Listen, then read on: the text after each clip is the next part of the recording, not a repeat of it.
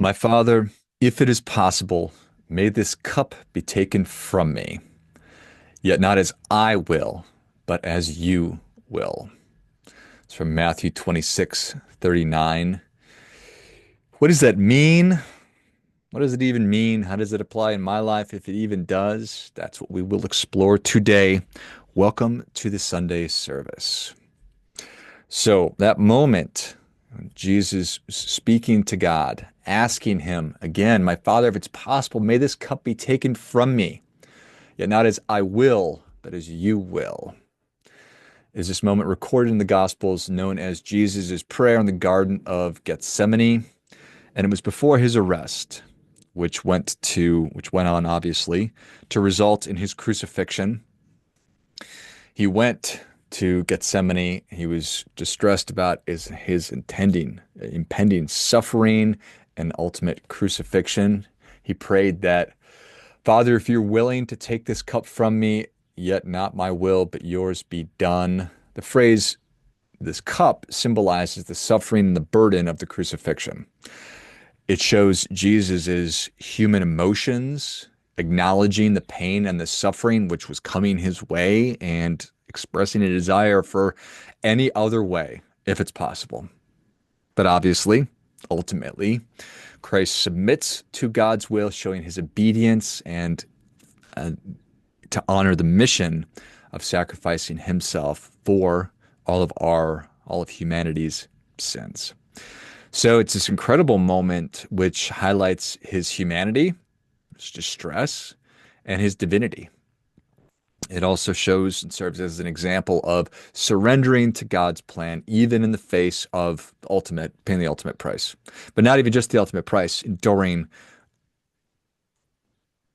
astronomical, incomprehensible pain and suffering before the actual horrible experience of being crucified.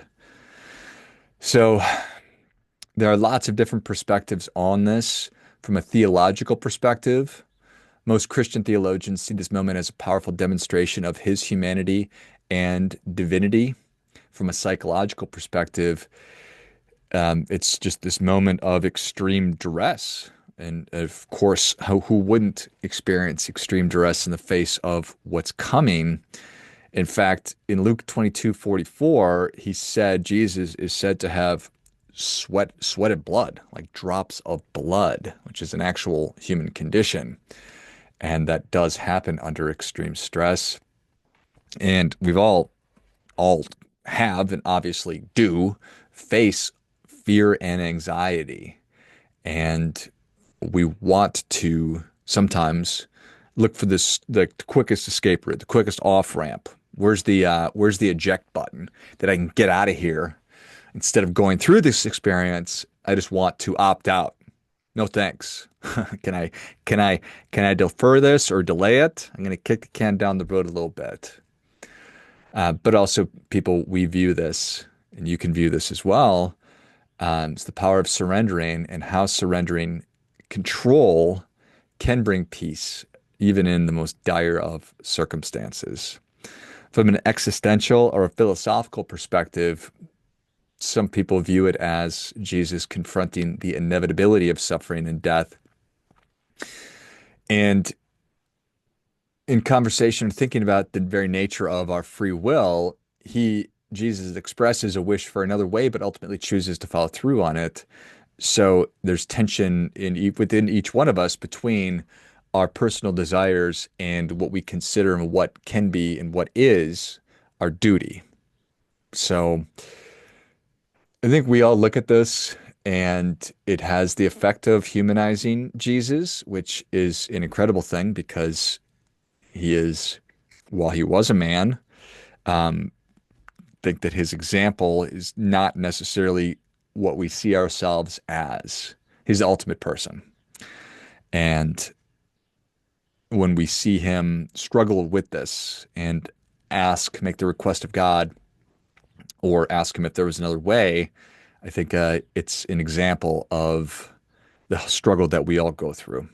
And we have the choice that we're faced with all the time between going through with what we know must be done and not.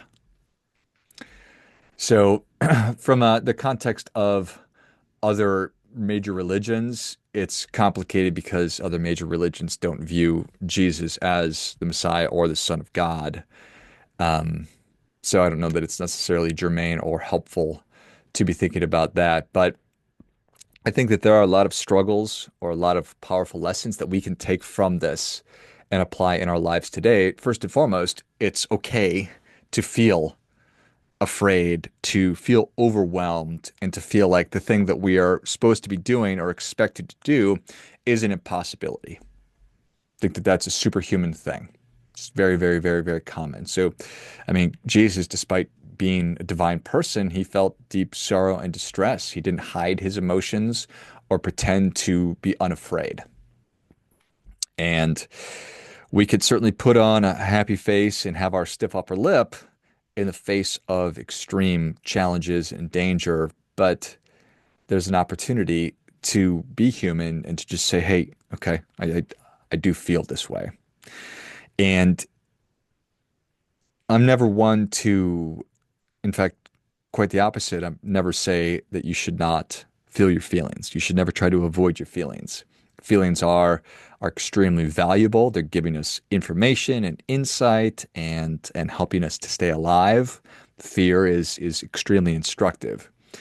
But I'm also not interested in letting the tail wag the dog. And in this example, feelings would be the tail and I would be the dog. So simply because I'm anxious or afraid or terrified, doesn't mean that I'm going to allow that to change the way that I behave. So being strong in the face of struggle and fear, I'm not suppressing the emotions. I am taking them head on. I am facing them as honestly as I possibly can. I think that if you are a religious person or you have a faith-based practice of some kind or spiritual practice, bringing your struggles to God is really important and valuable. Jesus obviously turned to his Father in prayer. He didn't keep his fear to himself. He openly asked and said, "Hey, if there's another way, I'd be interested to hear it." So when seeking or facing rather really difficult, seemingly impossible situations, ask help, ask guidance. You can pray about it, you can reflect, you can have a conversation with a friend, a mentor, whoever it is. We don't need to carry our burdens alone. That's such a powerful takeaway right there. And I bet, pretty sure that everybody, that you have more resources around you than you realize. And we do ourselves such a disservice by suffering and experiencing fear and sadness and pain and anxiety alone when we don't need to. Because you've got people around you that want you to be successful. You have people around you that want you to perform at your highest level. And when we are feeling those feelings and experiencing those feelings and that doubt, and we just keep it contained and we bottle up and we don't face it head on, that's where we're really hurting ourselves because those feelings are, if we allow them to hinder and prevent us, stop us, keep us from doing the things we need to be doing, then we've let the emotion win. And I'm not interested in that. Another thing that you could take away from this, that I encourage you to take away from this, is that simply surrendering doesn't mean that you're losing. It's not defeat. While Jesus asked if there's another way, he ultimately did surrender to God's will. So it wasn't weakness. It's more an act of trust than it is anything else. So while and I could speak for myself on this one, I want as much control as I could possibly have in my life. But it's so silly. As the saying goes, man plans, God laughs. There are most situations in life I have no control over. I don't have any control over most of the circumstances in my life. I can't control the things that happen to me, but I have absolute control over how I think, feel, and respond. Not necessarily the way that I feel about it. I'm going to have that feeling go through me, but I have control over how I'm going to process that, how I'm going to think about it, and ultimately how I'm going to respond to it. And knowing that courage is moving forward in spite of that fear. Jesus didn't deny his fear. He followed through on his mission. So being courageous doesn't mean that you're not afraid of anything. Being courageous means that you feel the feeling and you do the appropriate action, regardless of how it is that you feel. That's what it means to be courageous. And talking about that support of others, such an important thing. Understanding that hardships have purpose. If we are just going through discomfort for the sake of discomfort, that's not going to be a sustainable thing. I'm not going to do it. At that point, I am Sisyphus rolling the boulder up the hill, only to have it roll back down and to repeat that process into eternity. The only way that I am going to go through tough times and hardships and deal with fear and anxiety is if there is something on the other end of that, if there is a purpose to it, if there is a compelling reason. And when I have that, as Elie Wiesel said, he who has the how, the why, can endure any how. I don't know if I pulled that one out correctly, but you get the idea. So, going through difficult times, understanding that there is a reason for it. I'm not just doing this difficult thing for the fun of it. So, and I think fundamentally, you've heard the saying, the only way out is through. And for the most difficult scenarios and situations that we face in life, that is the truth. The only way out of this is through it. I believe it was Churchill. He said, when you're going through hell, keep going. Just keep going. Nemo famously said, I think it was Dory, just keep swimming. Just keep swimming. It's not going to go away. It's not going to fix itself. You can't click your heels together and be teleported somewhere else. The only way out of this deal is through. So when you are facing the biggest challenges in your life, do everything that we've been talking about. Jesus didn't avoid it. He didn't deny it. He didn't run from it. He faced it head on. He acknowledged his fear and he still moved forward because he knew the greater purpose beyond his sacrifice. And that's how it goes in life. There's plenty of difficult conversations that you'd like to avoid. Losing weight, gaining muscle, that takes sacrifice. That's going to take some discomfort. Learning something new, being a beginner. Even when you are really good at things, there's still fear and anxiety that we're going to face. The only way out is through. So how do we do this? What are some different things that we can be doing on a daily basis? I think that being a grateful human being, and we all know about the power of practicing gratitude, and maybe you do it, maybe you've had a gratitude practice at some point in your life, but also being consistent with your prayer or your mindfulness or your meditation. It is just giving yourself time to sit in these things and to ponder and to ask for help, to ask for guidance, to ask for wisdom. And when we can help other people, that's a good way to show gratitude, being humble and aware. There's so many different ways that we can be engaging in different behaviors that are going to help us to go through these things. So the only way out is through. When we find ourselves in these positions, which you are going to, and I will, consistently throughout the course of our lives, forever. That's just part of the human experience, is facing tough times and having the choice. I feel the feelings.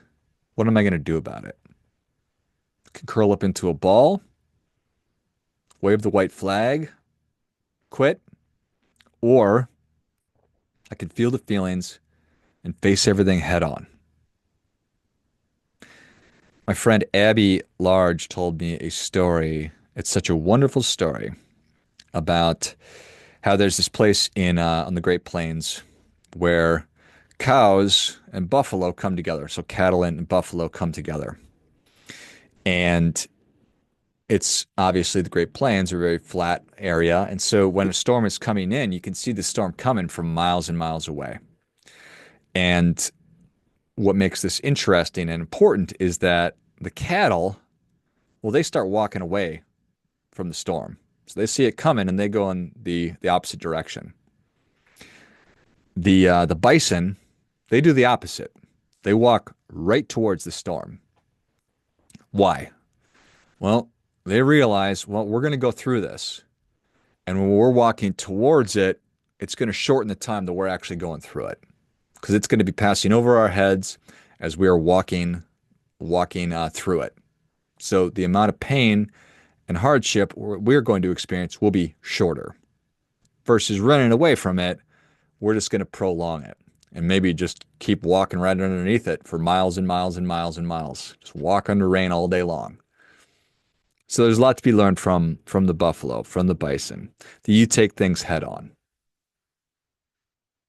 that you recognize the fear, those feelings of anxiety. I don't want to do this. You remember why it is that you decided to do it in the first place, and you do the things that must be done. Got to know what matters, and then you must do what's necessary in service of what matters. That's what this story illustrates. That Jesus, this perfect human being, had these same doubts. He asked, "Hey, is there another way?" And there was not, much to everybody's chagrin. But it all worked out. So Jesus faced his fears and endured what he endured for us. So, food for thought. A lot of things to be considering, a lot of things to be thinking about, a lot of things to be applying in our lives. And I think that's immensely valuable. And I think it's extremely thought-provoking. Love to hear what you think about it. So, as always, do your part by doing your best.